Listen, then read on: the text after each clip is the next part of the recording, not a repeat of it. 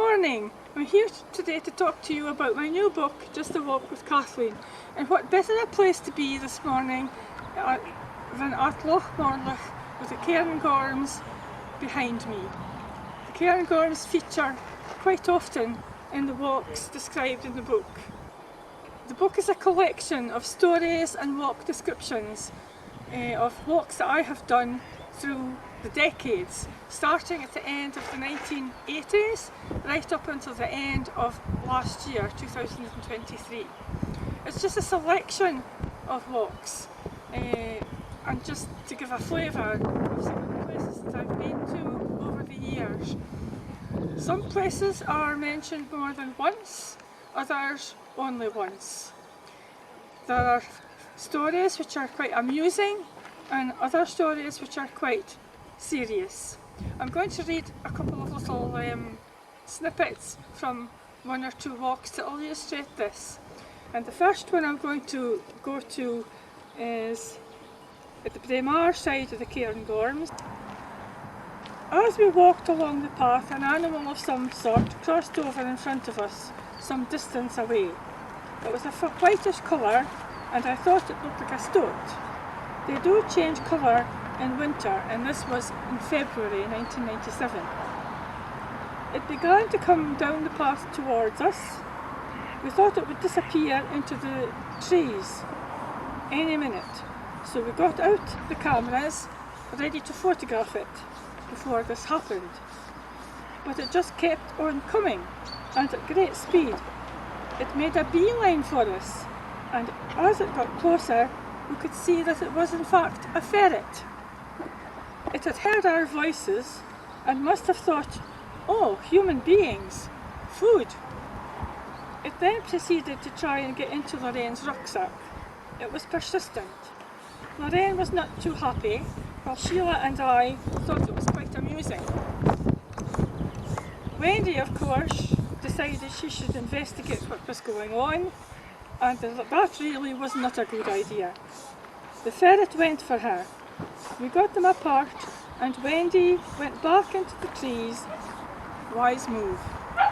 We put our packs back on and began walking down the track again. But it decided to come with us. Obviously lost or abandoned by its owner, it was hungry and wanted company. It was a beautiful cream colour and in very good condition, so obviously it had been well looked after. I wonder what happened to it. You can read the rest of the description of that walk on page 96 of my book. Now, erring on the more serious side of our walks, I'm going to go back to the late 1980s and just read a little bit of this walk when we had been up Braemar, which is the third highest mountain in the UK. We'd had a good day and we had climbed the mountain, we descended back down into Larrigrew and were at the close of day. We just started off to walk back through the boulder fields when this happened. We were making good progress when we saw some people walking towards us. This in itself we thought strange because of the time of day. They had umbrellas with them. A German family, totally lost. They were looking for a way round to Cairngorm. We told them to walk back with us and we would show them the way. The heavens opened and it poured with rain all the way to the Sinclair hut, which we bypassed. We took the path up to the Chalmain Gap. They had come this way and they said they didn't really want to go through the gap again. Our intentions had been to walk down the side of Castle Hill and return through Eagercheek, so they followed us. With hindsight, they should have come this way and then returned through the Chalmain Gap.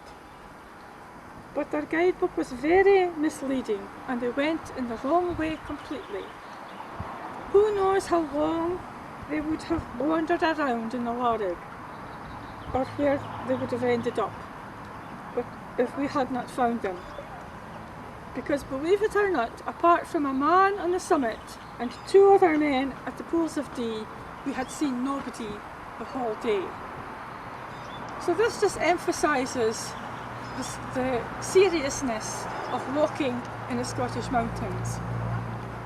But please do join me on my walks, and you can buy the book online. I've got a Facebook page, Just a Walk with Kathleen, and you can contact me through that, and you can dip in to walks in all different areas in Scotland, from the highest mountain tops to the long winding valleys and coastal paths.